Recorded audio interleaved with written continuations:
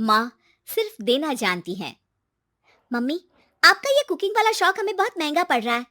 घर में सब कुक के हाथ का बना खाना खाते हैं, फिर भी आप अलग से खाना फेंकने के लिए क्यों बनाती हो? पता भी है कि इस तरह कितना पैसा खर्च होता है। अरे पर बहू, मैं तो सब रोहित के पसंद का खाना बनाती हूँ। मम्मी, वो सब मुझे बचपन में पसंद था। अब इतना तेल खिलाकर बीमार करोगी क्या? वैसे भी मैं पूरा समय कभी क्लाइंट तो कभी बॉस के साथ मीटिंग में रहता हूँ, इसलिए आप अपनी बर्बादी को मेरा नाम तो मत ही दीजिएगा। ये है पिंकी की सास निर्मला, जिन्हें सबको अपने हाथ का खाना खिलाना बहुत अच्छा लगता है, लेकिन राहुल और पिंकी को ये पसंद नहीं है।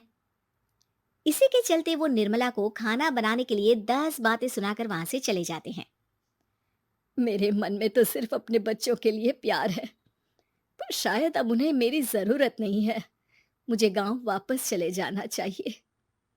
जहां एक तरफ निर्मला दोबारा गांव जाने के बारे में सोच रही होती है, वहीं उसका पोता परम अपनी दादी के शौक को प्रोफेशन में बदलने का आइडिया सोच रहा होता है। अगली सुबह निर्मला गांव वापस जाने के लिए कपड़े पैक कर ही रही होती है कि परम फोन लेकर दादी के पास पहुंचता है। दादी, आप कहीं नहीं जाओगी? अरे नहीं बेटा, मेरा गांव चले जाना ही ठीक रहेगा। इससे तुम्हारे मम्मी पापा की सारी दिक्कतें भी खत्म हो जाएगी। दादी, वो तो ना आपके आने से पहले कम थी और ना ही आपके जाने से खत्म होगी। उन्हें हमेशा पैसों की टेंशन में ही रहना है। मेरे पास आपको यहाँ रोकने का आइडिया है। आइडिया? मतलब मैं कुछ समझी नहीं। इस पर परम अपनी दादी को YouTube खोलकर उसके बारे में सब कुछ बताता है, जिसे सुन दादी कंफ्यूज हो जाती है। अरे बच्चे, तूने इस बुढ़िया के बारे में इतना सोचा, वही बहुत बड़ी बात है। देख, मुझे ये सब समझ में नहीं आता। तू मुझे जाने दे बेटा। अरे दादी, इसमें कुछ मुश्किल नहीं है। मैं हूं ना हेल्प के लिए। आप बस खाना बनाओ, और पता है, YouTube की मदद से आप अपनी स्पेशल रेसिपी लोगों को सिखा भी सकती हो। अच्छा, ऐसा भी हो सकता है? मतलब बस घर बैठे मैं दूसरे लोगों को सिखा दूंगी? सिर्फ कुछ लोगों को नहीं, पूरी दुनिया को सिखा सकती हो, और उसके लिए आपको सिखाने के पैसे भी मिलेंगे दादी। इस पर बहुत देर तक दादी को YouTube के बारे में समझाकर आखिर में परम उन्हें कन्विंस कर ही लेता है, जिसके बाद वो गांव जाने का प्लान कैंसिल कर YouTube चैनल शुरू कर देती हैं। हमने ये शुरू तो कर दिया, पर इससे कहीं रोहित और पिंकी को दिक्कत ना हो बेटा।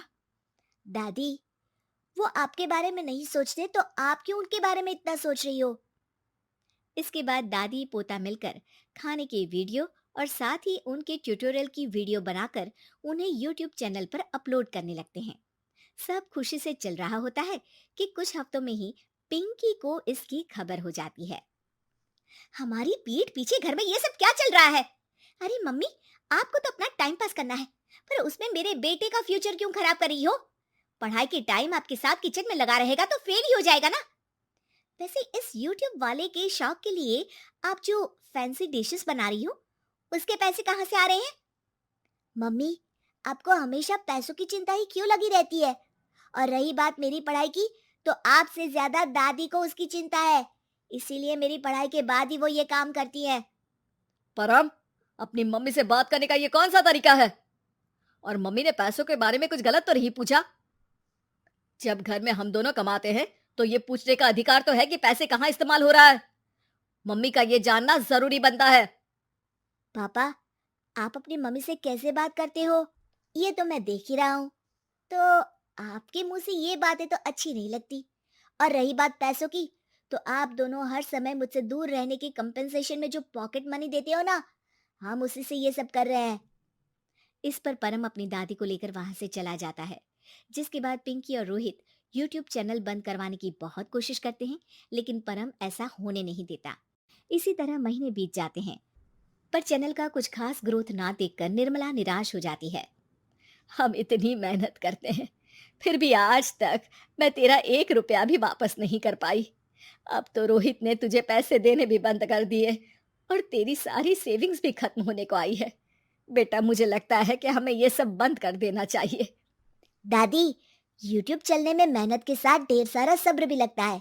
देखना, कुछ महीनों में सब सिर्फ आपको ही देखेंगे, और अगर फिर भी कुछ नहीं हुआ तो बंद कर देंगे। परम की बात से दादी मान जाती हैं और वो अपना काम जारी रखते हैं। अगले ही महीने पूरी दुनिया में लॉकडाउन लग जाता है, जिसमें सब घर में तो बंद हो जाते हैं, लेकिन साथ ही पिंकी की जॉब चली जाती है और रोहित के ऑफिस में भी ज्यादा अच्छे हाल नहीं होते। लेकिन वहीं लॉकडाउन के असर में निर्मला के सब्सक्राइबर्स और व्यूज बढ़ने लगते हैं। देखा दादी, मैंने कहा था ना, एक दिन सब आपको ही देखेंगे। अब तो आप बस रोज एक वीडियो अपलोड करो और जादू देखो। इसी के साथ लॉकडाउन के कुछ ही महीनों में निर्मला खाने वाली दादी के नाम से सारे सोशल मीडिया पर फेमस हो जाती है, जिस वजह से अब उन्हें यूट्यूब के पैसों के साथ पेड एडवर्टीजमेंट और पेड प्रमोशन भी मिलने लगते हैं। उन्हीं पैसों की मदद से निर्मला अब बेटे बहू की नौकरी ना होने पर घर का खर्चा भी चलाने लगती हैं, जिसे देख रोहित और पिंकी को भी अपनी गलती का एहसास होता है और वो सब मिलकर निर्मला को सपोर्ट करने लगते हैं।